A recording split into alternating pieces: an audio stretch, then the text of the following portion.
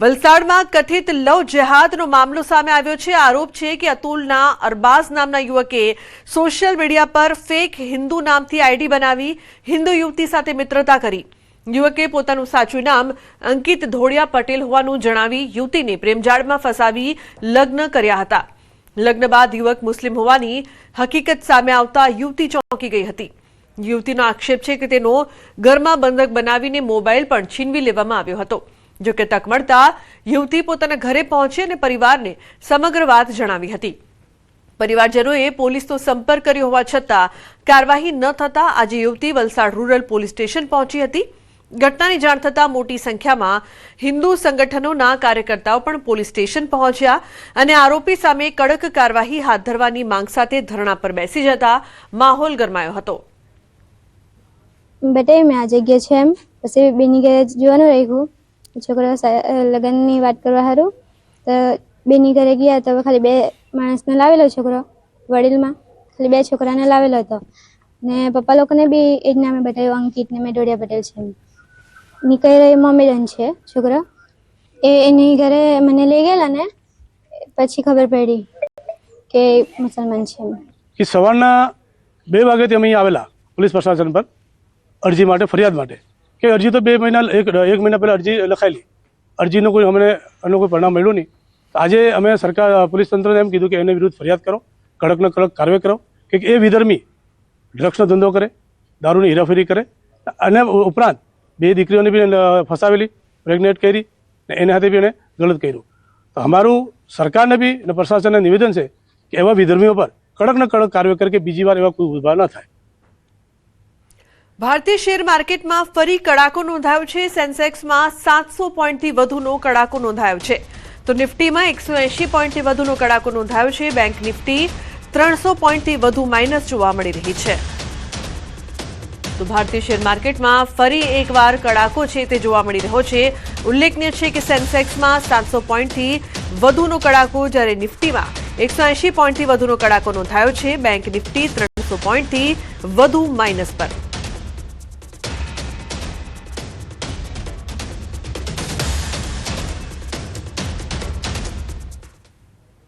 હિંમતનગર તાલુકાના ખેડાવાડા નજીક આવેલા લક્ષ્મીપુરા ગામ ખાતે યુજીવીસીએલની બેદરકારીના આક્ષેપ વચ્ચે કરંટ લાગવાની દુર્ઘટનામાં ખેડૂત પરિવારના 2 સભ્યોના મોત થતાં સમગ્ર પંથકમાં શોક અને રોષનો માહોલ ફેલાયો છે।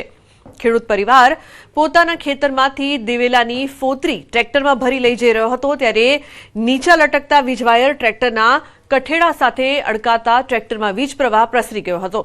ઘટનામાં ટ્રેક્ટરમાં સવાર 4 લોકોમાંથી 2 વ્યક્તિઓના ઘટના સ્થળે મોત થયા હતા જ્યારે અન્ય 2 લોકોનો બચાવ કરી પ્રાથમિક સારવાર અપાઈ હતી। મૃતક પરિવારજનોએ આક્ષેપ કર્યો છે કે જાન્યુઆરી મહિનામાં જ યુજીવીસીએલ કચેરીમાં જોખમી વીજવાયર અંગે લેખિત રજૂઆત કરવામાં આવી હતી છતાં સમારકામ કરવામાં આવ્યું નહોતું। ઘટનાને પગલે ગ્રામજનો અને આગેવાનોમાં ભારે રોષ ફેલાયો છે અને જવાબદાર અધિકારીઓ સામે કાર્યવાહી સાથે પીડિત પરિવારને સહાય આપવાની માંગ ઉઠી છે। એની અંદર રિવર્સની અંદર જે કઠેરો મારેલો હતો એના હિસાબે ઉપર તાર ઉપર અર્થિંગ થઈ તો ઓન ધ સ્પોટ 11,000 કેવી તો બાકી શું મૂકે સાહેબ ઓન ધ સ્પોટ સેકન્ડની અંદર ફિયાસ્કો લાવી દીધું। એક ભાઈ કૂદીને પડી ગયો નીચે ધક્કો આવી ગયો કરંટનો નાનો બાણો હતો એ બી નીચે પડી ગયો ભાઈ બેન તેઓ અંદર ટ્રેક્ટર ચલાવતા ને ચલાવતા તેઓ તો સ્થળ ઉપર અકસ્માત થઈ ગયો। કરંટ લાગે તો સાહેબ ખેતરમાં કામ કરતા હતા અને 2 ભાઈલા અને એ ભાણીઓ મું હતો તે 2 જણ ટ્રેક્ટર ચલાવતા હતા અને કરંટ લાગ્યો હતો એમને એ હું પાછળથી પડી ગયો ને એ 2 આગળ હતા અને ભાણીઓ સાઈડમાં કૂદી ગયો ભાણીયા લઈને 2ના માત થઈ ગયા ને હું એકલો જીવું છું। રજૂઆત એક જ છે જીબીને યુજીવીસીએલને ખાસ તો વારંવાર રજૂઆત કરવાથી કોઈ બી ખેતી લાયકની અંદર વીજ પુલ હોય વીજ વાયર હોય તો તાત્કાલિક તે ટાઈટ કરવા અને કોઈ બી ફોલ્ટ થાય એવી જગ્યાએ તાત્કાલિક ઝાડ કાપી નાખો। રાજકોટ શહેરમાં આગની વધુ એક ઘટના સામે આવી છે। આજી ડેમ ચોકડી પાસે બની છે આગની ઘટના। કારખાનાના ખુલ્લા પટમાં પડેલ વેસ્ટ માલમાં આગ લાગી હતી। આગ લાગતા કારખાનાનો વેસ્ટ પડેલ માલ બળીને ખાક થયો છે। ફાયર બ્રિગેડ દ્વારા પાણીનો મારો ચલાવીને આગ પર કાબુ મેળવાયો છે। આગ લાગવાનું કારણ અકબંધ છે। સદનસીબે આ ઘટનામાં કોઈ જાનહાનિના અહેવાલ નથી। તો ફાયર બ્રિગેડે આગ પર કાબુ મેળવ્યો છે। આગ લાગતા અફરાતફરીનો માહોલ જોવા મળ્યો હતો। આજી ડેમ ચોકડી પાસે આગની ઘટના સામે આવી છે। કારખાનાના ખુલ્લા પટમાં પડેલ વેસ્ટ માલ બળીને ખાખ।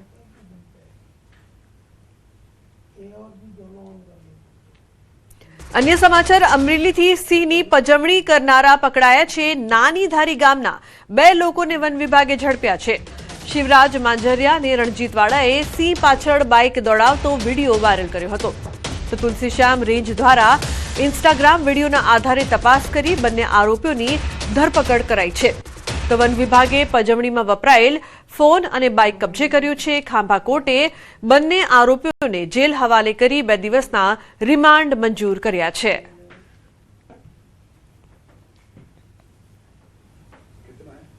ગીરના જંગલમાં દુર્લભ ઘટના કેમેરામાં કેદ થઈ છે। સિંહ અને સિંહણે કર્યો પશુનો શિકાર। સફારી રૂટ પર પ્રવાસીઓની જીપ્સી પાસે જ કર્યો સિંહે શિકાર। સિંહણે પશુ પાછળ દોટ મૂકી અને શિકાર કર્યો હતો। જવલેજ બનતી ઘટના મોબાઈલ કેમેરામાં કેદ થઈ છે। વિડીયો સોશિયલ મીડિયામાં વાયરલ થયો છે। વન્યજીવ પ્રેમીઓ માટે આ એક દુર્લભ નજારો છે।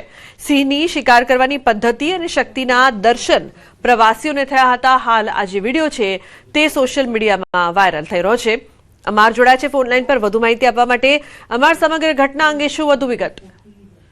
લુબના, ચોક્કસ કે ગઈકાલે જે સફારી રૂટ પરની આ ઘટના છે, ગઈકાલે 9 થી 12 નો જે સફારીનો સમય હોય છે તેમાં આ ઘટના જોવા મળી હતી।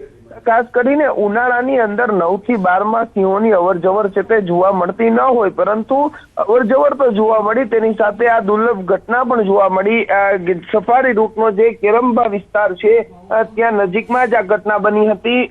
પેલા જીપથી જે જઈ રહી છે તેની પાછળ સિંહણ છુપાઈ જાય છે। ત્યાંથી પશુ પસાર થાય છે અને પશુની પાછળ સિંહને દોટ મૂકી અને એટલી વારમાં જ એક સિંહ પણ આવી ચડે છે અને બંને દ્વારા પશુનો શિકાર કરવામાં આવ્યો છે। સિંહ તો પ્રવાસીઓને જોવા મળતા હોય છે, પરંતુ આ રેર ઓફ ધ રેર ઘટના કહેવાય, કારણ કે લાઈવ શિકાર એ પણ સફારી રૂટ ઉપર જવલે જ ઘટના બનતી હોય છે અને તે ઘટના સામે આવી છે અને પ્રવાસીઓએ આ દ્રશ્યો જોઈને રોમાંચિત અને મંત્રમુગ્ધ થયા હતા। જી બિલકુલ અમાર આભાર સમગ્ર માહિતી બદલ। તો ખૂબ જ દુર્લભ ઘટના છે તે કેદ થઈ છે। રાજકોટના જેતપુર પંથકમાં વન્ય પ્રાણીઓની ચહલ પહલ યથાવત છે। દેવકી ગાલોડ ગામે રાત્રિના સમયે દીપડાનું બચ્ચું કૂવામાં ખાબક્યું હતું। ખીજડીયાના જૂના માર્ગ પર આવેલ વાડીમાં આ ઘટના બની હતી। વન વિભાગની ટીમે તાત્કાલિક રેસ્ક્યુ ઓપરેશન હાથ ધર્યું હતું। દોરડા મારફતે પાંજરું ઉતારીને દીપડાના બચ્ચાને બહાર કઢાયું હતું। દીપડાના બચ્ચાનું સફળતાપૂર્વક રેસ્ક્યુ થતા વન વિભાગની ટીમે હાશકારો અનુભવ્યો હતો। તો વન વિભાગની ટીમે હાશકારો અનુભવ્યો હતો। એક તરફ કૂવામાં રેસ્ક્યુની જે પ્રકારથી કામગીરી કરવામાં આવી રહી છે તેના દ્રશ્યો, તો બીજી તરફ જ્યારે તેને પકડી લેવામાં આવે છે, દીપડાનું બચ્ચું કૂવામાં ખાબક્યું હતું, જે બાદ તેને ભારે જહેમત બાદ બહાર કાઢવામાં આવ્યા। તો દેવકી ગાલોડ ગામે રાત્રિના સમયે આ ઘટના બની હતી। વન વિભાગની ટીમે તાત્કાલિક રેસ્ક્યુ કર્યું।